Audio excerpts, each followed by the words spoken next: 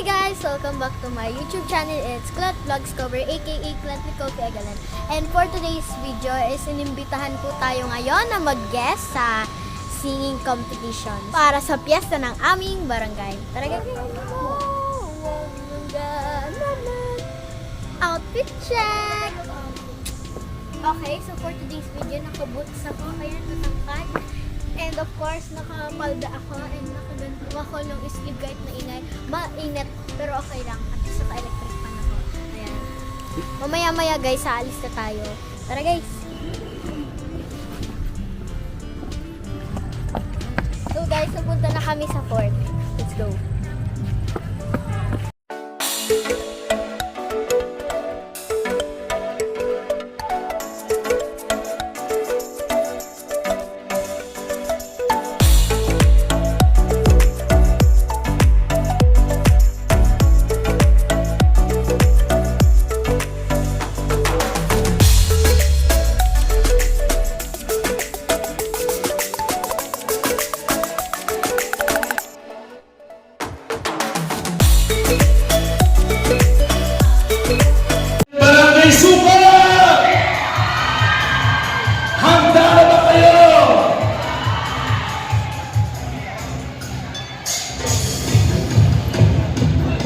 Ayan, talagang ibilang mo lahat ng mga taga-Barangay Sukat na tumayan natin ang Singing Pop Idol 2024. Buwan ng Bika Singing Contest Champion, Muntinlupa Singing Idol 3rd place, tawag ng tanghalan Sitio Pag-aisa 2018 Champion.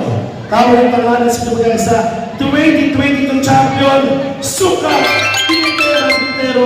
2023, 3rd place, Pop Idol, Bulacan, Battle of Champion Contender, 101.9, yes, the best singing competition, the winner, Group Singing Competition, back-to-back champion, R18 Singing Competition, 3rd place, palakpakan po natin, Gian Gatusa. He's a music theater artist, a singer, a host, an event organizer. Muntinlupa Idol 2009 finalist representing Barangay Sukat. Mahardikay Grand Champion in 2009, Tawag ng Tanghalan Contender in 2018, NHS Sukat Annex, the first student Grand Champion for Youth Month, Bigo and Kumu Artist, Philippine representative for European Singing Competition, which was held in Czech Republic. A member of Samahan ng Mga Awit, and a Pilitero and Pilitera first runner-up. Ladies and gentlemen, let's give a big round of applause to Miss Jomini John Pupal. Tawag ng tanghalan sa Showtime 2019, the winner, the XLFM Radio Battle of the Champion, the Voice of Muntinlupa Champion, Talentado Pinoy Worldwide Grand Finalist, Warring Singer Segment Contender, Sukat Dream Academy Season 2 Champion, the Voice of Laguna, First Runner-Up, Metro Voice Champion, palakpakan po natin, Tessa Ibala. A host, a comedian by profession, and also a vocal coach. He has a regular gig in different bars in the metro and nearby places, and a proud product of Sukat Dream Academy Season 1. He is also an International Golden Award Philippine nominee for singing and event hosting. Palakpakan po natin ang napakahusay, Mr. Jairus Escobar. Yes. Ang mga judges for tonight, walang iba kundi singer-performer, The Voice Teens Grand Champion, palakpakan po natin, Aiza Malapas.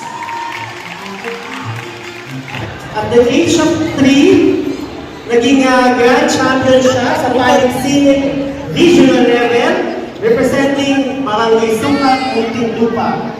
Nag-champion din siya sa Doña Rosario Singing Competition. Naging first place winner sa Don Juan Buena Vista Marinduque Got Talent at naging grand finalist ng Tawag ng Tanghalan sa Showtime. Ladies and gentlemen, palakpakan po natin our very own Claire Nicole Figalan.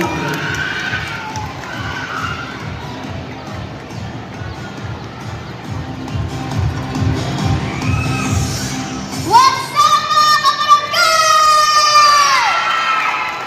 Ready na po ba kayo?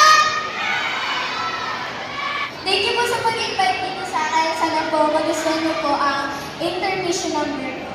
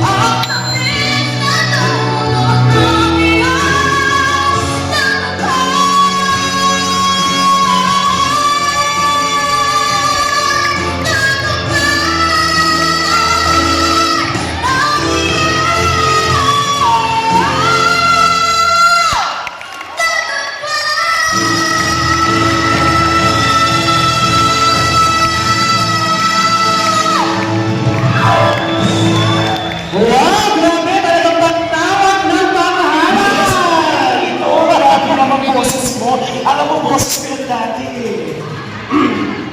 Hindi ba? Ay, kamusta naman? Yung itin mo sa tiil. Kamusta? Hindi ba masakit? Sanay na sanay siya kumanta sa iba. My God, talaga namang ang mga awit ng Barangay Sukat ay hindi nagpapatalo pagdating sa awitin. Yan. Okay, so once again, palakpakan natin si Claire Nicole Figalan.